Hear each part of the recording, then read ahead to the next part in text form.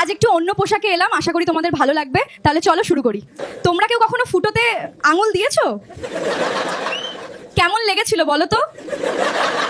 ভুল কথা, সেক্সে করার সময় ছেলেরা যা মজা পায়, মেয়েরা ওর থেকে 4 গুণ বেশি মজা পায়। প্রেম করেছো বা কোনো মেয়েকে নিয়ে দীঘায় গেছো? না গেলে তোমার জীবন তাই বৃথা। তবে চাপ নেই, তাদের জন্য আমি আছি তো।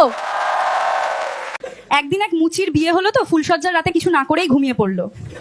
অর্ধেক রাতে বউটার খুব করতে ইচ্ছে করলো, তো বউ মুচির হাতটা নিজের মাপে ঠেকানোর চেষ্টা করলো। তখন মুচি বলে উঠলো, ম্যাডাম এটা সেলাই করতে 50 টাকা লাগবে। যার লাতিতে জ্বর নেই তার গরুর দুধ সবসময় অন্য জনই নিয়ে যাই।